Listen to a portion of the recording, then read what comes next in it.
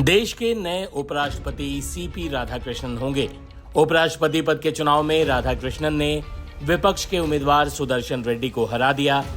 राष्ट्रपति, प्रधानमंत्री से लेकर केंद्रीय मंत्री तक राधाकृष्णन को बधाई दे रहे हैं। इस बीच पूर्व उपराष्ट्रपति जगदीप धनखड़ ने भी राधाकृष्णन को बधाई दी है और उनके आने वाले कार्यकाल के लिए शुभकामनाएं दी।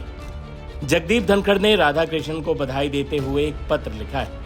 उन्होंने इस पत्र में क्या लिखा है, हम आपको पढ़वाते हैं। पूर्व उपराष्ट्रपति जगदीप धनखड़ ने बधाई संदेश देते हुए नए उपराष्ट्रपति के लिए अपने पत्र में लिखा है। आदरणीय राधाकृष्णन जी, विश्व के सबसे बड़े लोकतंत्र और मानवता के छठे हिस्से के निवास भारत के उपराष्ट्रपति के रूप में आपके निर्वाचन पर बधाई।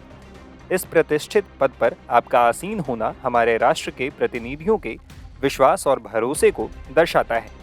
सार्वजनिक जीवन में आपके विशाल अनुभव को देखते हुए आपके नेतृत्व में ये गरिमामय पद निश्चित रूप से और भी अधिक सम्मान एवं गौरव प्राप्त करेगा।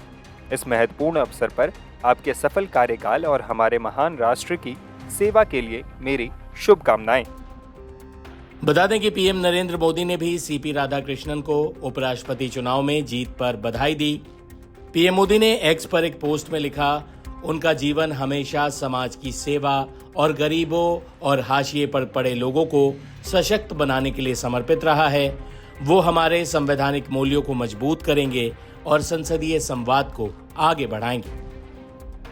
वहीं कांग्रेस ने दावा किया कि उपराष्ट्रपति चुनाव में भाजपा भले ही आंकड़ों के लिहाज से जीत गई, लेकिन वास्तव में उसकी नैतिक और राजनीतिक दोनों हार हुई।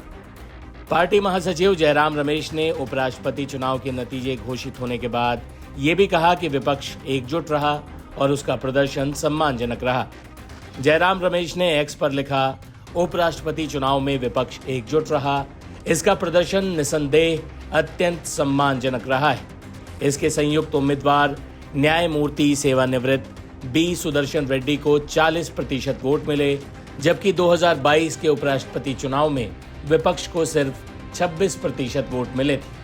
बता दें कि एनडीए के उपराष्ट्रपति पद उम्मीदवार सीपी राधाकृष्णन को प्रथम वरीयता के 452 और विपक्ष के प्रत्याशी बी सुदर्शन रेड्डी को 300 वोट हासिल हुए थे। इस मतदान में 15 वोट अवैध करार दिए गए थे। मतदान मंगलवार सुबह 10 बजे शुरू होकर शाम 5 बजे समाप्त हुआ था। वहीं शाम 7 बजे के बाद नतीजों की घोषणा कर दी गई। बता दें कि चुनाव नतीजों के बाद भी कांग्रेस के नेता सचिन पायलट लगातार सवाल उठा रहे थे कि पूर्व उपराष्ट्रपति जगदीप धनखड़ कहां हैं। वहीं अब जगदीप धनखड़ ने पत्र लिखकर नए उपराष्ट्रपति को बधाई दी है और साथ ही वो कहां हैं ये सवाल उठाने वालों को भी जवाब दिया है।